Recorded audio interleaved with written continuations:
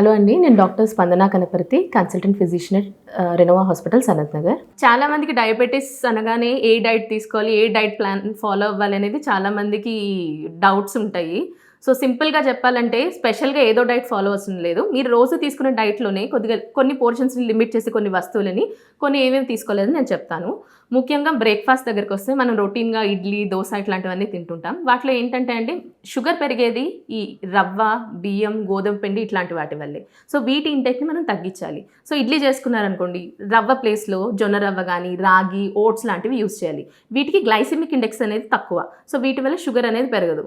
So అట్లా replace చేయడం వల్ల అండ్ దోస ఉందనుకోండి, వాటిలో కూడా బియ్యం ప్లేస్‌లో ఏమైనా మిల్లెట్స్ కానీ, ఈ రాగి ఇట్లాంటివి వాడాల్సి ఉంటుంది.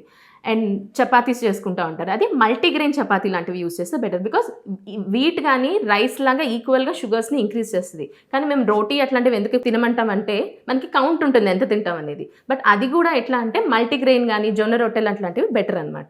సో బ్రేక్‌ఫాస్ట్‌లో ఏంటంటే మీరు కార్బోహైడ్రేట్ ఇంటేక్ అనేది తగ్గించుకోవాలి. సో ప్రోటీన్స్ పెంచుకోవాలి. ప్రోటీన్స్ అంటే ఏంటి, మీరు తీసుకునే దాల్ పప్పులు ఉంటాయి కదా అవి. అండ్ దాంతో పాటు ఎగ్ తినే వాళ్ళైతే డైలీ ఒక బాయిల్డ్ ఎగ్ తీసుకోవచ్చు. అండ్ 1 హోల్ ఎగ్ తీసుకోవచ్చండి. చాలా మందికి యెల్లో తినచ్చా లేదా, డయాబెటిస్ ఉంటాయి, ఇట్లాంటి డౌట్స్ అన్నీ ఉంటాయి. 1 హోల్ ఎగ్ తీసుకోవచ్చు, ఏం ప్రాబ్లం లేదు.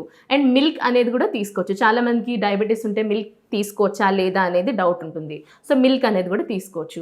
అండ్ లంచ్‌కి వచ్చేసరికి మీరు రైస్ తక్కువ and curry vegetables compulsory vegetables తీసుకోవాలి. అండ్ దాల్ సింపుల్‌గా చెప్పాలంటే సాంబార్ బెటర్ అండి. ఎందుకంటే వెజిటబుల్స్‌తోని దాల్ ఉంటుంది ప్రోటీన్. సో మీకు వెజిటబుల్స్‌తోనే ఫుల్‌నెస్ వస్తుంది. సో రైస్ తక్కువ దాంతోని తింటారనమాట. సో వెజిటబుల్స్ అనేవి ఎక్కువ ఇంక్లూడ్ చేసుకోవాలి డైట్‌లో. అండ్ నైట్ డిన్నర్‌కి వచ్చేసరికి చాలా లైట్‌గా తీసుకోవాలి. సో రోటీ గానీ అట్లా అవి కూడా రెండిటికంటే ఎక్కువ వద్దు. అండ్ మీరు ఒక పని చేయొచ్చు. మనకేంటంటే షుగర్ ఫ్రీ ప్రోటీన్ పౌడర్స్ దొరుకుతా ఉంటాయి.